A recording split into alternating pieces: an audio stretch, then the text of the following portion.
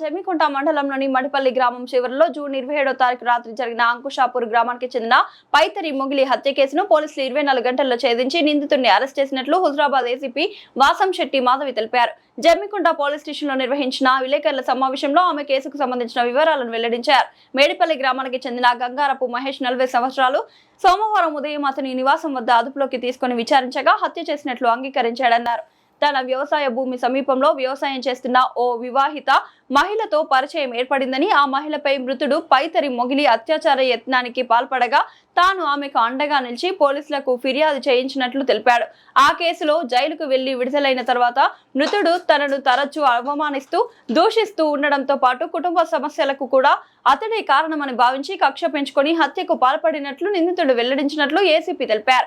ఈ నెల 27న పీర్ల పండుగ సందర్భంగా మడిపల్లి గ్రామానికి వచ్చిన మృతుడిని గమనించిన నిందితుడు ముందుగా యూట్యూబ్ లో హత్య ఏ విధంగా చేయవచ్చు, దొరకకుండా ఎలా తప్పించుకోవచ్చు అనే దానిపై హత్యలకు సంబంధించిన వీడియోలు, ఆయుధాల తయారీ విధానాలు శోధించిన అనంతరం ఇనుపరాడుతో అంకుషాపూర్ వెళ్లే రోడ్డుపై అతనిపై దాడి చేసి హత్య చేసినట్లు విచారణలో తెలిపారు. కేసు దర్యాప్తులో విశేష కృషి చేసిన Jammikunta CI Ramakrishna Goud, SI Ravi, ASI సంపత్తో పాటు దర్యాప్తు బృందంలోని పోలీస్ సిబ్బందిని ఏసీపీ వాసంశెట్టి మాధవి అభినందించారు. నేరాలకు పాల్పడే వారిపై కఠిన చర్యలు తప్పవని ఆమె హెచ్చరిస్తూ ప్రజలు ఏవైనా అనుమానాస్పద సంఘటనను గమనించిన వెంటనే పోలీసులకు సమాచారం అందించాలని ఆమె విజ్ఞప్తి చేశారు. రామకృష్ణ గారి ఆధ్వర్యంలో విచారణ చేపట్టడం జరిగింది. విచారణలో మాకు తెలిసిన విషయాలు ఏంటంటే, లాస్ట్ ఫిబ్రవరిలో ఇతని మీద ఒక మహిళ అత్యాచార యత్నం చేసినందుకు కానీ ఒక కేసు పెట్టడం జరిగింది. ఆ విషయంలో అతని అటెంప్ట్ రేప్ కింద కేసు నమోదైన తర్వాత అతన్ని జైలు కూడా పంపడం జరిగింది. అతను 2 నెలలు జైలు నుంచి ఉండి విడుదలయ్యి వచ్చిన తర్వాత ఎవరైతే కేసు పెట్టిన మహిళ, అక్కడ కేసు పెట్టిన మహిళకి కొంత తెలిసింది ఏంటంటే, విచారణలో ఇతను ఎవరైతే అక్కడ మేము అన్ని కోణాల్లో విచారించిన తర్వాత ఆ మహిళకు సంబంధించిన వారు ఉన్నారా, లేకపోతే వైఫ్ తరఫు నుంచి ఎవరైనా అటెంప్ట్ చేసి ఉండొచ్చా, ఇంకా ఏ కోణంలో ఇతను మర్డర్ చేసే అవకాశాలు ఎవరెవరికి ఉన్నాయని చెప్పేసి అన్ని కోణాల్లో విచారించిన తర్వాత అందులో ప్రత్యక్ష సాక్షిగా ఉన్నటువంటి మహేష్, గంగారపు మహేష్ మన దగ్గర ఉన్నారు. అతని వయసు 40 సంవత్సరాలు, అంకుషాపూర్ విలేజ్, అతనిది మడిపల్లి విలేజ్. ఇతను మీద అనుమానం వచ్చింది. అతను అఫెన్స్ అయిన తర్వాత నుంచి ఊళ్ళో ఉండకపోవడం అట్లా కొంత అనుమానం వచ్చింది. దరఖాస్తు కూడా అతను అందులో వాళ్ళు దరఖాస్తులో కూడా వాళ్ళు ఏం చేశారంటే, ఇతని మీద మాకు అనుమానం ఉందని కూడా ఇవ్వడం జరిగింది. అన్ని కోణాల్లో చూసిన తర్వాత ఇతన్ని మేము క్యాచ్ చేసిన తర్వాత అతన్ని మాట్లాడితే అతను నేరం చేసినట్టు ఒప్పుకున్నాడు.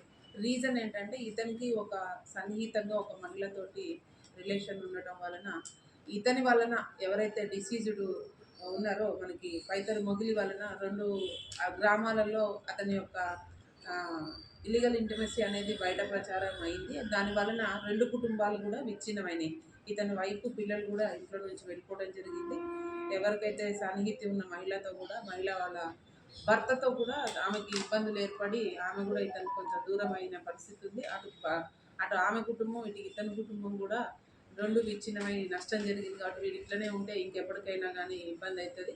పైగా ఇతను ఎప్పుడు చూసినా కానీ నువ్వు నన్ను ఏం చేసినవరా మహా అంటే జైలుకి పోయినా అన్నట్టుగా గల్ల ఎగరేసి కొంచెం ఇతన్ని హ్యూమిలేట్ చేస్తే ఇతనికి లాభం లేదు, వీడిని ఎట్లయినా చంపాలని. ఎట్లా చంపాలి అనే దాని మీద అతనికి ఒక ఆలోచన వచ్చిందంట. యూట్యూబ్లో, అతని యొక్క ఫోన్లోని యూట్యూబ్లో మనిషిని ఎట్లా చంపాలి, చంపిన తర్వాత సాక్ష్యాలు దొరకకుండా, పోలీస్కి మేము దొరకకుండా ఎట్లా బయటకు రావచ్చు అనే విషయాలని అతను యూట్యూబ్లో సెర్చ్ చేసి అతనికి ఒక పథకం ప్రకారంగా, ఆయన పక్క విలేజే కాబట్టి జస్ట్ 2 to 3 కిలోమీటర్స్ రేడియస్ ఉంటుంది మడిపల్లి నుంచి అంకుషాపూర్కి.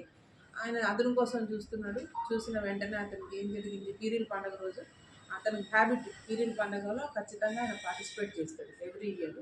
అదేవిధంగా మొన్న కూడా 27th రోజు సాయంత్రం అతను మడిపల్లి గ్రామానికి వచ్చిండు. అంకుషాపూర్కి వెళ్ళి మళ్ళీ మడిపల్లి గ్రామానికి రిటర్న్ వచ్చి అక్కడ ఉండగా ఇతను గమనించిండు. ఇక ఆయన గమనించి ఒక ప్లాన్ చేసుకొని ఇతను ఎట్లైనా వెళ్ళాలంటే, అంకుషాపూర్ వెళ్ళాలంటే వీళ్ళ యొక్క పొలం దాటినాకనే వెళ్ళాలి. సో ప్లాన్ ప్రకారం ఒక ఆల్కహాల్ కొనుక్కొని వాళ్ళ పొలం దగ్గర మనకి కల్వర్ట్ ఉంటుంది. ఆ కల్వర్ట్ మీద కూర్చొని అతను వచ్చే సమయం కోసం వెయిట్ చేస్తూ అతను వచ్చిన సమయంలో దాదాపు రాత్రి 11:40 ఆ సమయంలో ఒంటరిగా వస్తున్న సైకిల్ మీద వస్తున్న మొగులిని గుర్తించి ఆయన అనుకున్న ప్రకారంగానే పొద్దున్నే ప్లాన్ చేసుకొని సాయంత్రం వెళ్ళిపోయినప్పుడు ఇది ఇనుప రాడ్ తీసుకొని వెళ్తాడు. ఆ రాడ్ తోటి వెనక నుంచి అటాక్ చేస్తాడు. అటాక్ చేయగానే ఫస్ట్ అతను పడిపోగానే మొహం మీద తల మీద మళ్ళీ ఇష్టం వచ్చినట్టు కొట్టడం జరిగిన తర్వాత ఆయనకి ఆ స్మెల్ చేస్తారు. చనిపోయినాడా లేదా అని నిర్ధారణ చేసుకునేటప్పుడు స్మెల్ చేస్తే అతను చనిపోయిన నిర్ధారణ చేసుకున్నాక అతనికి చూసుకున్న ప్రకారంగా ఎట్లా ఎస్కేప్ చేయాలి అని అంటే ఎవరైతే సాన్నిహిత్యం ఉన్న అతను తరఫున కానీ లేకపోతే భార్య తరఫున వాళ్ళు కానీ వాళ్ళ మీద పోవాలి కేసు అని అంటే అంకుషాపూర్ నుంచి అక్యూజ్డ్ వచ్చిపోయినట్టుగా రేపు పోలీస్ డాగ్ వస్తే కూడా అటువైపు వెళ్ళినట్టు ఉండాలని చెప్పి ప్లాన్ ప్రకారంగా అంకుషాపూర్ వైపు వెళ్ళి మళ్ళీ తర్వాత రిటర్న్ వస్తూ ఆయన మారణాయుధాన్ని అతని యొక్క పొలం దగ్గర పడేసి మళ్ళీ ఇంటికి వచ్చి స్నానం చేసి బట్టలు అక్కడ పడేసి అతను ఊర్లో నుంచి పారిపోవడం జరిగింది.